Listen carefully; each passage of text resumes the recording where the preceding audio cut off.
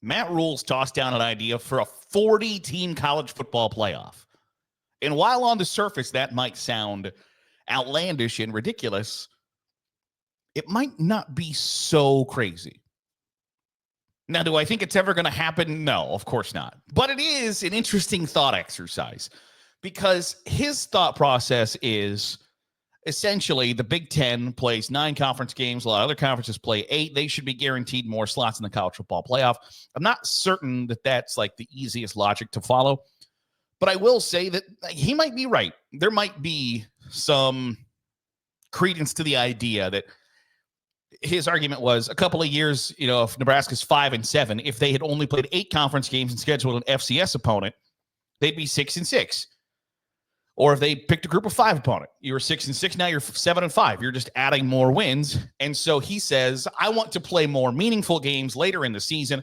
And so 40-team college football playoff would do that. Is part of that self-serving? Yeah, absolutely it is, because the chances of Nebraska missing a 40-team college football playoff aren't all that likely. They are going to find their way into the college football playoff more likely than not if you expand it to 40 teams. But he was on the record and said, the more spots, the better, man. Make that thing 40 and let's go. So on the surface, it's a self-serving plan for Matt Rhule. And I don't think we're ever going to get to a spot where there's a 40-team college football playoff. It certainly appears as if 16 beginning in 2026 is the number that the Big Ten and SEC want to get to. And by God, it's the Big Ten and SEC's world, and we're just living in it. So they're going to get their way.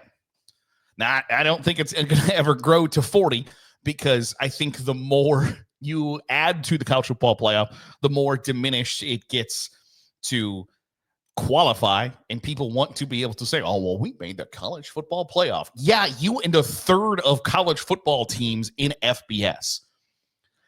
It should be somewhat prestigious, right? It should be something that you can hang your hat on and go, this means something. That's why I think 12 is kind of the perfect number, to tell you the truth. But that's neither here nor there. I don't think it's a crazy idea for a couple of different reasons. One, like it or not, we have put huge emphasis on playoff games, not just in college football, in every sport.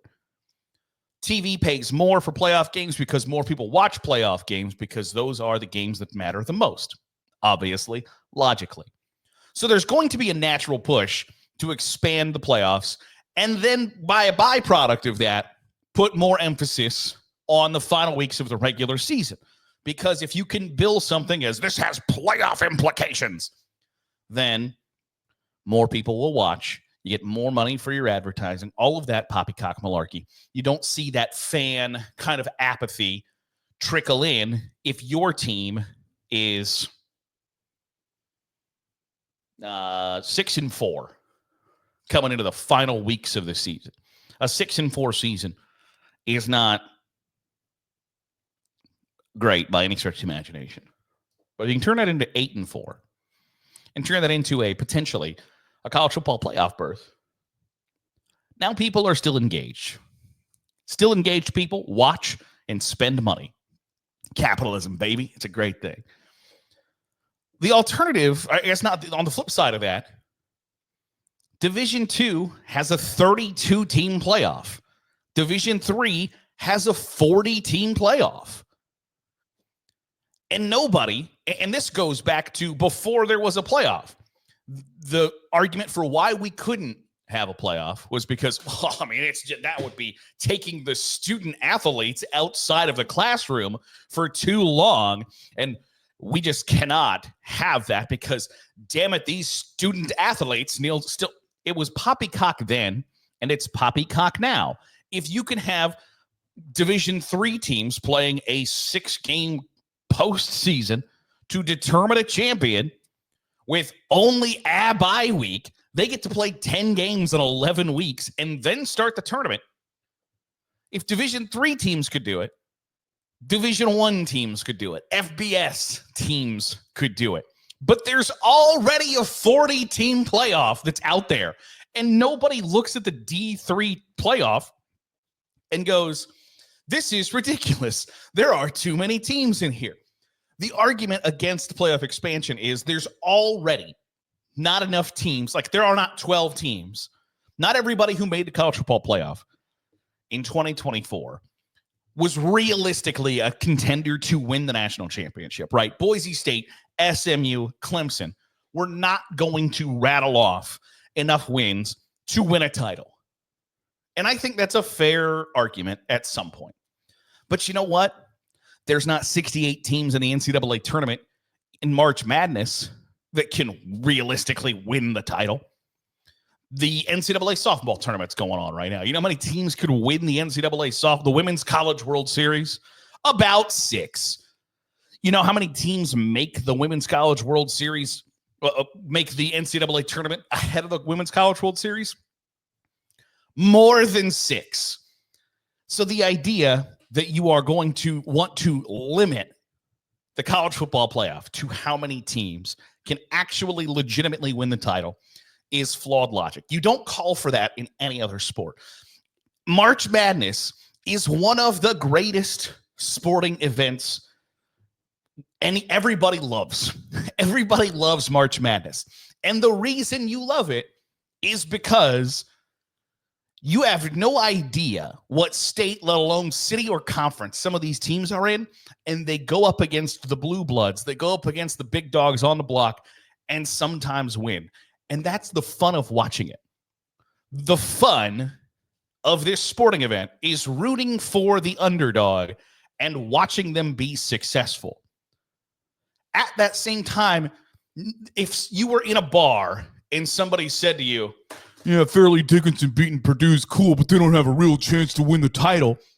As they're beating Purdue, you would say, shut up, buzzkill. You'd probably say worse than that, but I don't think I can go there. Because nobody wants their buzz killed, dude. You like what you like. And we like underdogs. But the argument that there's already too many teams in the playoff because some of those teams can't actually win the title. Who's bitching about more football? It's the argument I make every year during bowl season when people are like, this is stupid. 6 and 6 teams playing in the Hungry Howie Pizza Bowl in Detroit. Stupid. Yeah, it's football at 2:00 on a Tuesday afternoon. Would you rather watch the young and the restless? Is that what you want? You're complaining because there's football on? Decently high-level football? Who's complaining about that? How can you complain about that? More football is pretty much a good thing. So for a 40-team playoff to be considered, I don't think is ridiculously outlandish. Is it ever going to happen? No. Is it incredibly self-serving for Matt Rhule to say, let's just expand this thing to 40? Yeah. Because I'm guessing if Matt Rhule went 10-2 or better every year in Nebraska, he would not be saying, let's make the path to a title more difficult. But everybody in college football is self-serving. Everybody is looking out for number one. The SEC commissioner, Greg Sankey, you know who he gives a damn about? Nobody outside of his schools. Tony Petitti is the Big Ten commissioner. He has strong-armed his way into getting a college football playoff format that certainly appears as if it's going to be locked in that the Big Ten gets 4 teams into a 16-team playoff. 25% of the field is going to come from the Big Ten in 2026 because all he does is care about himself.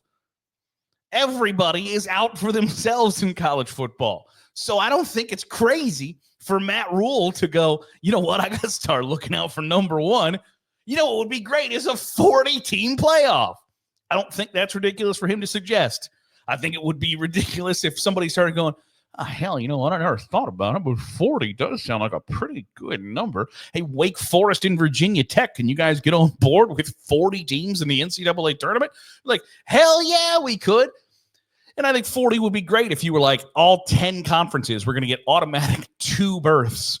And so you don't have because a 40 team, it's the same argument against expansion right now in the NCAA tournament. If you go away from 68 teams to 96, it isn't going to be the 30-5 mid-majors who get those spots. It's going to be the 18 and 14 Power 4 teams who take up the new spots. If you go to a 40-team college football playoff, it isn't going to be 9 and 3 UNLV who gets into the college football playoff. It's going to be 7 and 5 Ole Miss.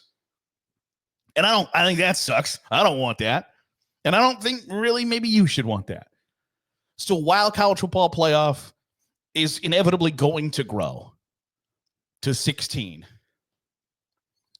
pitching that they should go to 40, yes, is a bit preposterous on the surface. But when you think about it, there's not all that many reasons to say no to it. And if your argument is there aren't 40 teams who can win the title, then why are we playing the damn games?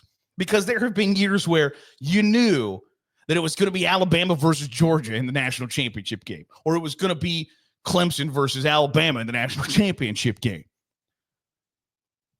If you're not going to play the game, if you're just going to argue that nobody can even win the title, don't watch, don't tune in, don't tell me you like college football, because you don't. I think you like bitching. And liking bitching is okay, but when you're bitching, when you're yucking my yum, you can get out of the way. Those are just my thoughts. Do you want to see a 40-team college football playoff? I want to hear from you in the comments down below. And if there was a 40-team college football playoff, would your team make it? Project that in the comments below.